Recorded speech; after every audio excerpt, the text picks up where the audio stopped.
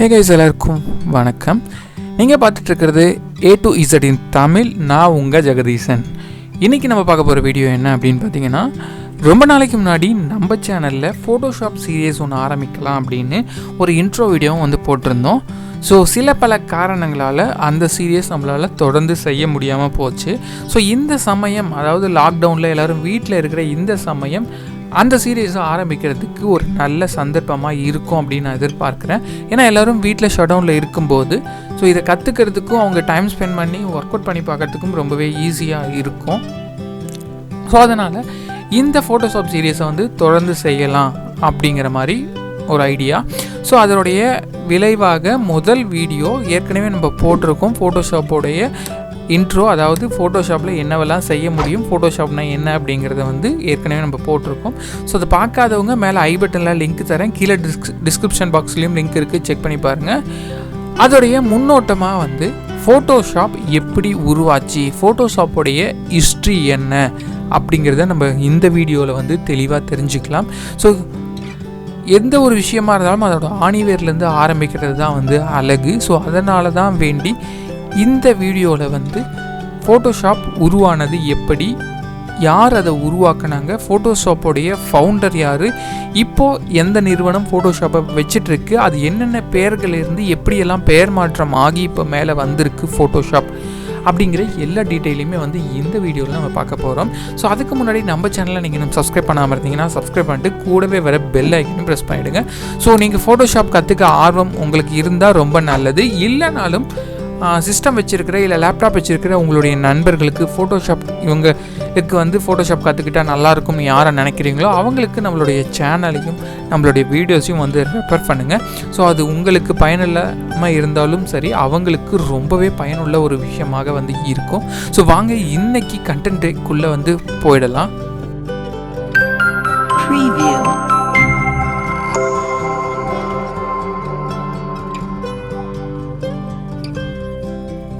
இன்றைக்கி நல்லா வளர்ந்து பெரிய நிலைமையில் இருக்கிற எந்த ஒரு நிறுவனமும் வந்து ஆரம்பத்தில் ஆரம்பித்த உடனே பெரிய வளர்ச்சியை கண்டு வந்த நிறுவனங்கள் கிடையாது. அதுக்கு உதாரணமாக நிறைய கம்பெனிஸ் வந்து இருக்குது இப்போவும்.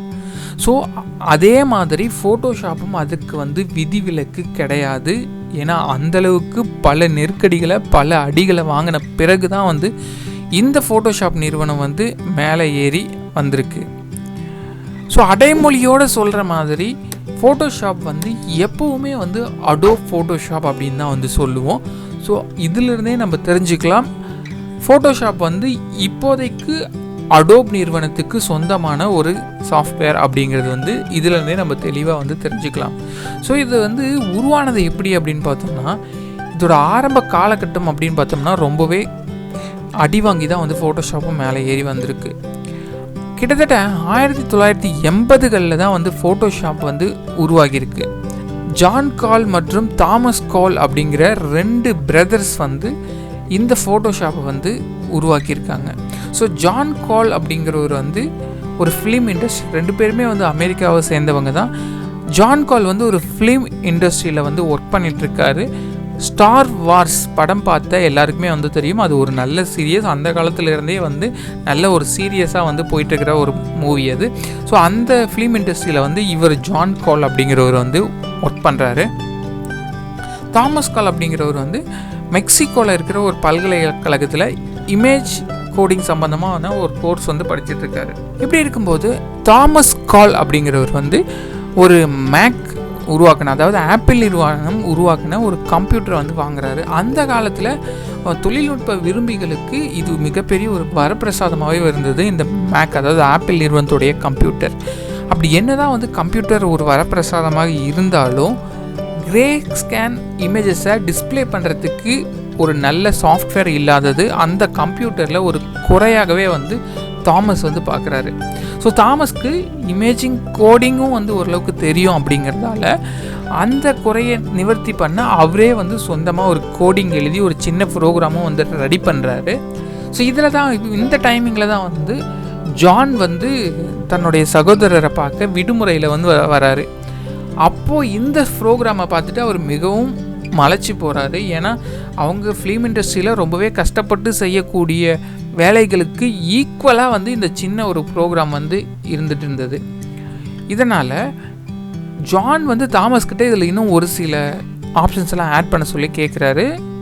தாமஸும் வந்து சகோதரர் கேட்டதுக்காக இதில் வந்து ஆட் பண்ணியும் கொடுக்குறாரு. இதை ஆட் பண்ணி முடிச்சுட்டு இதுக்கு முதல்ல வந்து டிஸ்பிளே அப்படிங்கிற பெயரை வந்து இந்த சாஃப்ட்வேருக்கு வந்து வைக்கிறாங்க. அதாவது ஃபோட்டோஷாப்போடைய முதல் நேம் டிஸ்பிளே அப்படிங்கிறது தான். இதற்கு அப்புறமாக வந்து ஜான் வந்து இதில் ஒரு சில கலர் கரெக்ஷனும் பண்ணுற மாதிரி இதில் ப்ரோக்ராம்ஸை வந்து ஆட் பண்ண சொல்கிறாரு தாமஸ் கிட்ட. தாமஸும் தன்னுடைய சகோதரர் கேட்டதுக்கு என்னங்க எல்லாமே செஞ்சு கொடுக்குறாரு. இதில் கலர்ஸை ஆட் பண்ணதுக்கு அப்புறமாக வந்து இதற்கு வந்து இமேஜ் ப்ரோ அப்படிங்கிற பெயரை வந்து மாற்றி வைக்கிறாங்க. ஜான் கால் அண்ட் தாமஸ் கால் 2 பேரும் சேர்ந்து இதுக்கு வந்து இமேஜ் ப்ரோ அப்படிங்கிற ஒரு பெயரை வந்து வைக்கிறாங்க. ஸோ அந்த காலகட்டத்தில் இருந்த சாஃப்ட்வேர் கூட கம்பேர் பண்ணும்போது இந்த சாஃப்ட்வேர் வந்து ரொம்பவே நல்லா இருந்ததால் ஜானுக்கு வந்து இதை வர்த்தக ரீதியாக கொண்டு போகலாம், விற்கிறதுக்கு எடுத்துகிட்டு போகலாம் அப்படிங்கிற ஒரு ஆர்வமும் வந்து ஏற்படுது. ஆனால் தாமஸ்க்கு இதில் பெரிய உடன்பாடு இல்லை. ஏன்னா நம்ம வந்து சாஃப்ட்வேரை விற்க கொண்டு போகணும் அப்படின்னா இதில் இன்னும் நிறைய ஆப்ஷன்ஸ் வந்து நம்ம ஆட் பண்ண வேண்டியிருக்கும். ஸோ இதனால் அவருடைய படிப்பு கெட்டு போகும் அப்படிங்கிற ஒரு கவலையும் வந்து தாமஸ்க்கு இருந்தது. சரி, இருந்தாலும் பரவாயில்ல அப்படின்னு சொல்லிட்டு 2 பேரும் சேர்ந்து இதை வந்து நல்ல டெவலப் பண்ணி இதில் வந்து வாங்கிறதுக்கு விருப்பம் இருக்கிற முதலீட்டாளர்களை வந்து தேடுறாங்க. துரதிருஷ்டவசமாக யாருமே இதை வந்து வாங்கிறதுக்கு வந்து ஆர்வம் காட்டலை. என்ன காரணம்னு பார்த்தீங்கன்னா அந்த காலகட்டத்தில் இதே மாதிரி சாஃப்ட்வேர் உருவாக்குற வேலையை நிறைய கம்பெனி செஞ்சுட்டு இருந்தது தான் அதுக்கான காரணம். ஆனால் அடோப் நிறுவனம் மட்டும் ஓரளவுக்கு இதில் ஆர்வம் காட்டினாங்க. இருந்தாலும் இந்த சகோதரர்களுக்கும் அடோப் நிறுவனத்துக்கும் சரியான உடன்படிக்கை ஏற்படாத காரணத்தால் இது வந்து தள்ளி போகிட்டே இருந்தது. அந்த டைமிங்கில் தான் வந்து திடீர்னு பார்னோ ஸ்கேன் அப்படிங்கிற ஒரு நிறுவனம், அதாவது கம்ப்யூட்டர் கூட ஸ்கேன் பண்ணுற, கம்ப்யூட்டரில் வந்து டாக்குமெண்ட்ஸை ஸ்கேன் பண்ணுற ஒரு ஸ்கேனர் நிறுவனம் வந்து இவங்களுடைய சாஃப்ட்வேரை பார்த்து ஆர்வம் கொள்கிறாங்க. ஸோ அவங்க என்ன பண்ணுறாங்க அப்படின்னு பார்த்தீங்கன்னா அவங்களுடைய சாஃப்ட்வேரை வந்து சொந்தமாக அவங்க வாங்கலை, அவங்க சாஃப்ட்வேரை வந்து இவங்க ப்ராடக்ட் கூட, அதாவது ஸ்கேனர் கூட சேர்த்து விற்க ஆரம்பித்தாங்க. அப்படி விற்க ஆரம்பிக்கும் போது ஸ்கேனரை விட இந்த சாஃப்ட்வேர் நல்லாவே டெவலப்பாக நல்லாவே ரொம்பவே அருமையாக இருந்த காரணத்தால் நல்லாவே வரவேற்பை வந்து பெற்றுச்சு. இதனால் இதை எல்லாத்தையும் பார்த்துட்டு இருந்த நம்மளுடைய அடோப் நிறுவனம் மறுபடியும் வந்து இதோடைய ஃபோட்டோஷாப்பை வந்து முழுவதும் வந்து டேக் ஓவர் பண்ணுறாங்க. ஸோ இந்த டைமிங்கில் தான் வந்து அடோப் ஃபோட்டோஷாப்பை வந்து ஃபோட்டோஷாப் அப்படிங்கிற பெயரும் வந்து இங்கே தான் மாறுது. அடோப் வரத்துக்கு முன்னாடியே வந்து ஃபோட்டோஷாப் வந்து நல்ல கலர் கரெக்ஷன் எல்லாம் பண்ணி விற்க ரெடி ஆகும்போது தான் வந்து இவங்க வந்து இதற்கு ஃபோட்டோஷாப் அப்படிங்கிற ஒரு பெயரும் வந்து வைக்கிறாங்க. ஸோ அடோப் நிறுவனம் வந்து ஃபோட்டோஷாப்பை வாங்கி அதுக்கப்புறம் வந்து அவங்க ஃபுல்லாக டெவலப் பண்ணியிருப்பாங்க. அதுக்கப்புறம் என்ன நடந்திருக்கும் அப்படிங்கிறது நம்ம எல்லாருக்குமே வந்து தெரியும், எந்த அளவுக்கு அவங்க டெவலப் பண்ணியிருக்காங்க. அடோப் நிறுவனம் கைக்கு வந்ததுக்கப்புறம் ஃபோட்டோஷாப். ஸோ அடுத்த வீடியோவில் ஃபோட்டோஷாப்பில் என்னென்ன வெர்ஷன்ஸ் எல்லாம் வந்தது, எந்தெந்த வெர்ஷன்லாம் எந்த மாதிரியான கம்ப்யூட்டருக்கு, அதாவது என்ன கான்ஃபிகரேஷன் இருக்கிற கம்ப்யூட்டருக்கு என்ன ஃபோட்டோஷாப் வெர்ஷன் வந்து செட் ஆகும், அதை எப்படி நம்மளுடைய கம்ப்யூட்டரில் இன்ஸ்டால் பண்ணுறது, நம்ம எங்கேருந்து வந்து இந்த ஃபோட்டோஷாப்பை வந்து டவுன்லோட் பண்ணுறது அப்படிங்கிற எல்லா தகவலுமே அடுத்தடுத்த வீடியோவில் நம்ம வந்து பார்க்க போகிறோம். ஸோ இந்த ஃபோட்டோஷாப்பில் வந்து நிறைய லெசன்ஸாக பிரித்து உங்களுக்கு கொடுக்கலாம் அப்படின்ட்டு இருக்கேன். உங்களுடைய ஆதரவை பொறுத்து ஒவ்வொரு நாளும் வந்து ஒவ்வொரு வீடியோக்கள் வந்து உங்களுக்கு வந்து தொடர்ந்து நாங்கள் வந்து கொடுக்க போகிறோம்.